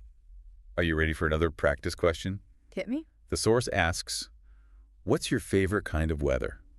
Oh. Take a moment, listener, and think about it. What kind of weather just makes you smile? Yeah. Now say your answer out loud. Yes. Don't be shy. Don't be shy whether you love sunny days or Yeah. cozy snowfalls. There's no right or wrong answer. It's all about expressing yourself and practicing those key vocabulary words. And even if you stumble a little bit, that's okay. It's It's totally all part of the learning process. exact. Fluency isn't about perfection. Yeah, It's about communicating your ideas. I love that. Right. Yeah. Okay, last question from the source, and this one's a little bit more challenging. Okay. What do you usually do on rainy days? Think about your typical rainy day routine Yeah. and try to describe it in English. This is where you can start to really combine that vocabulary and grammar we've been talking about. Oh, yeah. Talk about those activities you enjoy. Use phrases like, I like to, or I usually. Don't be afraid to get creative and have fun with it. Yeah. This is your chance to paint a picture with words. I love how this deep dive has gone beyond just teaching us words. Mhm. We've gotten like cultural insights, Yeah. pronunciation tips, Yeah. even social strategies. No, it's great, right? Talk about a confidence boost. Exactly. You've gained some really valuable tools to navigate those everyday conversations and connect with people more effectively. Yeah. And remember, the more you practice, the more confident and fluent you'll become. Okay, let's recap what we've learned on this weather-themed deep dive. Okay. We started with some essential vocabulary from sunny to stormy Yes. and explored how pronouncing those simple words clearly is so important for a clear accent. Absolutely. We then talked about some key grammar tips, Right. like using those contractions to Yeah. sound more natural and fluent. And then we even uncovered the social power of weather talk, Yes. how it can be a strategic tool for building rapport and navigating those first interactions that you have with more confidence. So what's the takeaway for you, dear listener? Don't just memorize these words. Yeah. Use them. Use them. Practice saying them out loud. Yeah. Pay attention to your tone Yes. and your rhythm. Uh-huh. And most importantly, don't be afraid to start conversations. I completely agree. And here's a challenge for you based on what our source material says for homework. Okay. Don't just think about the weather, describe it out loud. Oh, Look out the window. I like that. Check your weather app and articulate what you see and what you feel. Yeah. The more you practice, the more confident you'll become. It's like this mini immersion exercise, Totally. training your brain and your tongue to work together. Yeah. All right, folks, that's a wrap on this deep dive. We've gone from cloudy confusion to sunny clarity, Oh. thanks to the power of language and a bit of cultural know-how. Indeed, remember, every conversation is a chance to learn and grow. So embrace the weather, use it as your conversational springboard, and watch your confidence soar. See you next time on the deep dive. And that just about wraps up our weather-themed deep dive. Wow. I can't believe we covered so much from like basic vocab and grammar Yeah. to like cultural insights and those pronunciation tips. It's been quite the journey. Yeah. And I think like the big takeaway for our listeners today is just like the power of practice. Yes. Don't be afraid to use these new words and phrases in Yeah. real life conversations. Yeah. The more you do it, the more comfortable and the more natural you'll sound. I couldn't agree more. And clear pronunciation, it's not about being perfect right away. It's Right. about making those small, consistent efforts to improve. Yeah. And each time you speak, you're just honing those skills and you're building that confidence. Yeah. It's all about practice. So listener, embrace the weather. Let it be your conversation starter, your pronunciation playground. Yes. Experiment with different words and phrases. Pay attention to your tone and your rhythm, and most importantly, have fun with it. Exactly. And remember, every conversation is a learning opportunity. Yes. Don't be afraid to make mistakes. Yeah. They're a natural part of the process. Yeah, all part of it. Embrace the journey, and soon you'll find yourself navigating everyday conversations with ease and confidence. I love that. It's a beautiful thing. That is a fantastic note to end on. It is. Until next time on the deep dive, keep exploring, keep learning, and keep those conversations flowing. See you next time. All right, let's jump into something I know a lot of you have asked about, talking about your job in English. Yeah, it can be a little nerve-wracking, right? Especially when you're focused on getting the language just right. Absolutely. And we got some awesome resources from you guys for this deep dive. A whole list of common job titles, workplaces, the basics. But you also want to make sure your pronunciation is clear. Exactly. So that even if you're still building your vocabulary, people understand you. Makes a huge difference in feeling confident, for sure. So we'll hit both sides of it. the words and the how to say them part. Like, imagine you're at a party meeting someone new. Classic scenario. How do you tell them what you do Hmm. in a way that's, like, clear and natural? Without sounding like you're reading from a textbook. Exactly. That's what we're going to tackle today. So let's start with those job titles you sent over. Teacher, doctor, engineer, all the classics. Ones everyone kind of knows, yeah. But then there are some that, depending on your native language, might trip you up a bit. Lawyer, maybe? I hear that one pronounced a lot of different ways. Architect, too. Lots of sounds packed in there. Oh, and manager. People stumble on that one sometimes. I can see that. It's those consonant clusters. Right, lots of sounds squeezed together. Which is why breaking words down syllable by syllable can be so helpful. Huge help. And you know what else? Even for simpler words, thinking about the stress can make you so much clearer. Oh, for sure. Like, is it H-hotel or hotel? Exactly. A Exactly. small change, but it totally affects how you sound. And how easily someone understands you. Okay, so we've got jobs. What about places? You send over office, factory, hospital. Those are good ones. Factory can be a bit tricky, though, especially if you're speaking quickly. It's easy to mush it all together. But taking your time with each syllable makes a world of difference. Factory, clear as a bell. It reminds me of when I was traveling, trying to ask for directions to the library. Oh no, did you get lost? Totally lost. Until I slowed down and really pronounced each sound. Then it was like, you mean the library? Huh. Happens to all of us. Proof that even with basic words, pronunciation matters. Big time. Okay, so jobs, workplaces.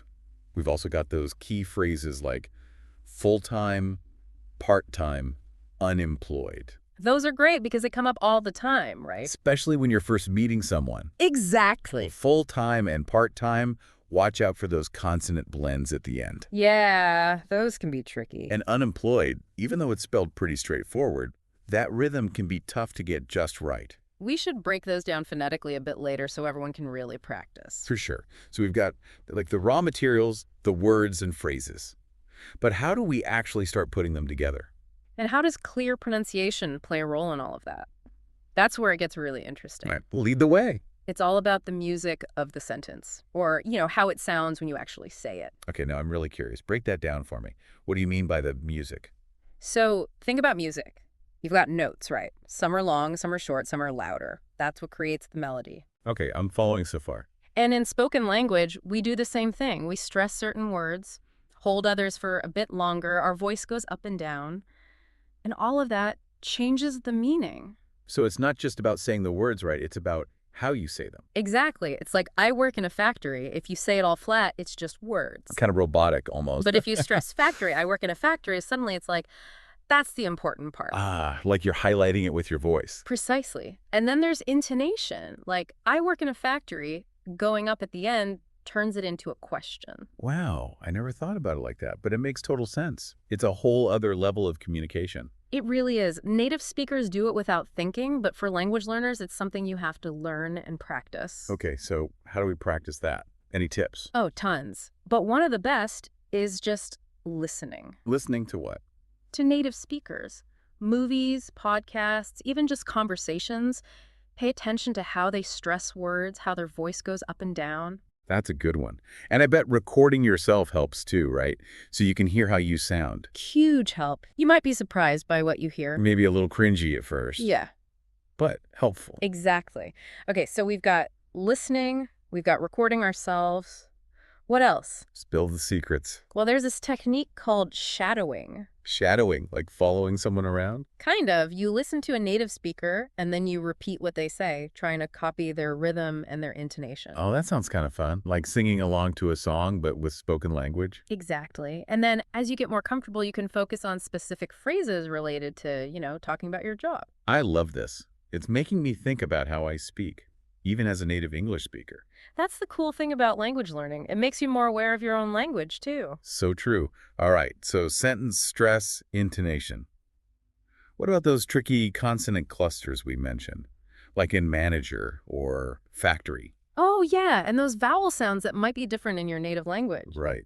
Any tips for those? One thing that really helps is to break words down syllable by syllable. So, like with factory, you'd practice FAC, then to, then rye. Focus on each little piece, Right. Get each sound clear and distinct. like breaking down a dance move. You learn the steps before you do the whole routine. Perfect analogy. And once you've got the syllables down, then you put them back together and practice the whole word. So it's all about breaking it down, then building it back up. Exactly. And remember, practice makes perfect. The more you practice, the more natural your pronunciation will become. That's encouraging. And it's important to remember having an accent is perfectly normal. It doesn't mean you're speaking incorrectly. Not at all. It's just about being clear and understandable, not erasing your accent completely. Which is a good thing. Accents make us unique. Totally. They're part of who we are and they reflect our backgrounds. And honestly, they can make you a more interesting speaker. For sure. Okay, so we've covered sentence stress, intonation, practicing specific sounds. What else can our listener do to feel more confident talking about their job? Yeah, what's the secret sauce? Honestly, just practice speaking as much as you can. Find chances to use English in real life. Like not just in a classroom setting. Exactly. Chatting with friends, ordering food, The anything. more you use it, the more comfortable you get. Absolutely. And don't be afraid to make mistakes. Everyone does it. It's part of learning. I think that's a great note to end on. Embracing those mistakes. Seeing them as part of the journey.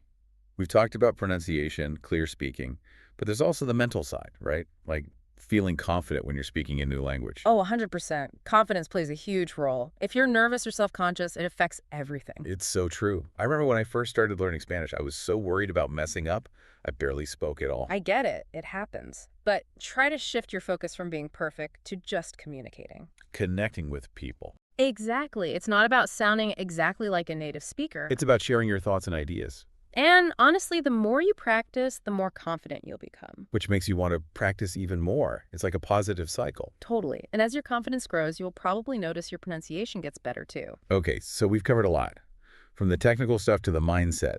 Any final thoughts before we wrap up this part of the deep dive? I think the big takeaway is this. Clear and confident communication, it's a skill. Not something you're just born with. You can learn it. You can get better at it. And that's exciting. Don't be afraid to experiment, make mistakes, and most importantly, Have fun. exactly. Okay, I think you have a thought-provoking question to leave our listeners with. Something to keep them thinking. I do. As you keep practicing and getting better, think about this. How does your pronunciation not only affect how others see you? But how it affects you. Right. How does it shape how you feel about yourself, how confident you feel expressing yourself? That's a great point. It's about so much more than just getting the sounds right. It's about finding your voice. And using it to connect with the world around you. Love that. All right, thanks for joining us, everyone, and keep practicing. You've got this. See you in part 2. All right, so we've talked about pronouncing individual words and phrases really clearly, but what about when we're actually, like, having a conversation about our jobs? How does it all come together? That's where we go from just the sounds to, like, the music of a sentence, how it flows, the rhythm. Okay, I gotta admit, I'm a little lost. Mm. How does music come into talking about work? Think about it like this. In music, you've got different notes, right? Some are held longer, some are short, some are emphasized. That creates the melody. Right. And spoken language, same thing. We stress certain words, we hold others longer. Our voice goes up, it goes down. So it's not just about what you're saying, it's how you're saying it. Exactly. Like if you say, I work in a factory, in a monotone, it just sounds like words on a page. Like a robot. But if you stress factory, I work in a factory, it tells the listener, hey, this is the important part. It's like highlighting it with your voice. Exactly. And then there's intonation, the way your voice goes up and down, like, I work in a factory. Going up at the end makes it a question. Wow, I never thought about it that way. It really does change the whole meaning. It does. And native speakers do it without even thinking. But for language learners, it's definitely something you have to, like, learn and practice. So how do we practice that? What are your top tips? One of the best is just listen What? to native speakers, movies, podcasts, even just everyday conversations. Pay attention to how they stress words, how their voice moves. Ooh, good idea. Yeah. And I bet recording yourself helps too, right? Hearing how you sound. Oh, huge help. You might be surprised. Yeah, maybe a little cringy at first, but Nah. definitely helpful. Exactly. All right, so we've got listening, we've got recording ourselves. What else? I guess the secrets. Okay, so there's this technique called shadowing. Shadowing, like Okay. following someone around in the shadows. Sort of. You listen to a native speaker, and then you repeat what they say, trying to copy their rhythm, their intonation. Oh, that sounds kind of fun. like singing along to a song, but with spoken language. Exactly. And then as you get more comfortable, you can focus on specific phrases, ones that are relevant to talking about your job. This is making me think about how I speak, and I'm a native English speaker. That's what's so great about language learning. It makes you more aware of your own language, too. Okay, so sentence stress, Yeah. intonation. What about those consonant clusters?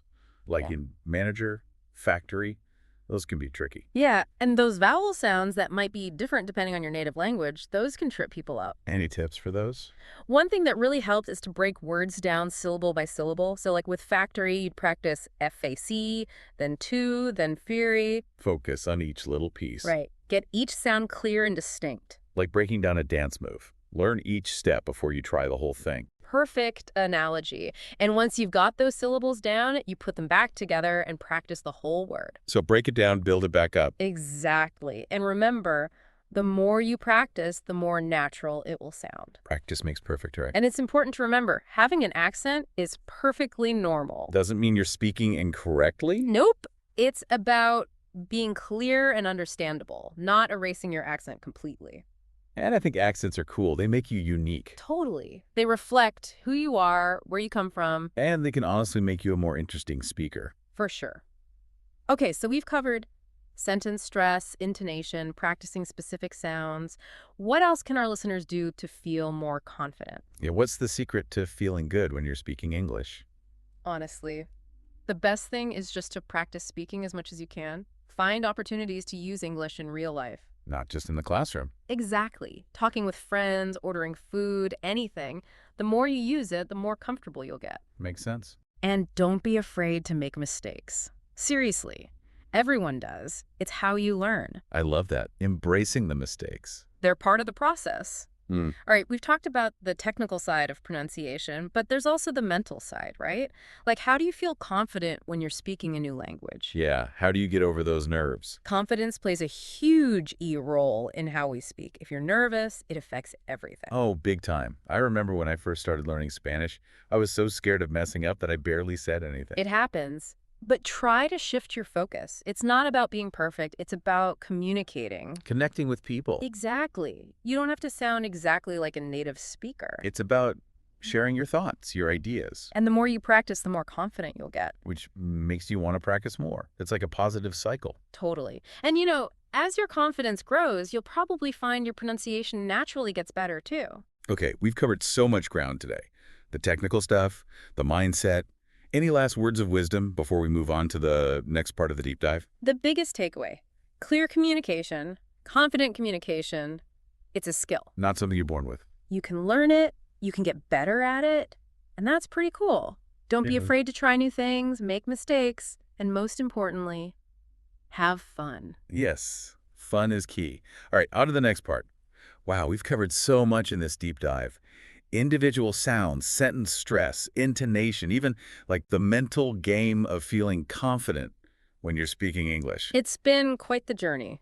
And I really hope our listeners are feeling ready to put all these tips into practice. Me too, because in the end, it's not just about knowing the words, it's about using them. Right, like actually having conversation. Exactly. That's where the real learning happens. But you step outside your comfort zone and just go for it. Absolutely.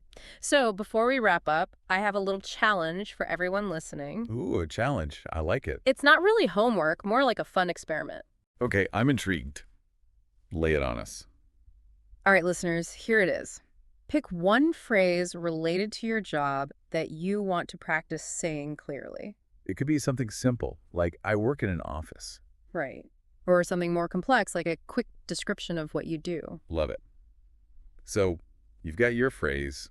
What's next? Record yourself saying it a few times. Ah, the classic recording trick. Pay attention to those sounds, the stress, the intonation, all that good stuff. Exactly.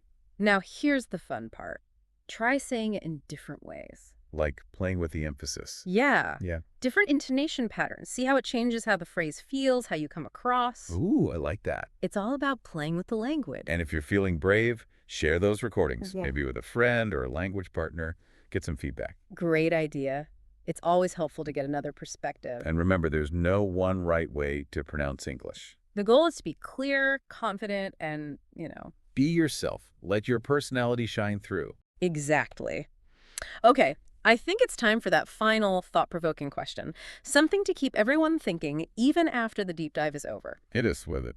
As you keep practicing and improving, think about how your pronunciation doesn't just affect how others see you, it also affects you. Oh, that's deep. How does it shape your confidence, your ability to express yourself? Think about that. That is a powerful question.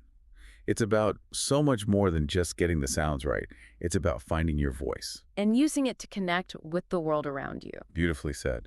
Well, on that note, we hope this deep dive has given everyone the tools and the inspiration to keep exploring the world of spoken English. It's a journey, for sure, but it's a fun one. Thanks for joining us, everyone, and keep practicing. You've got this. We'll see you next time.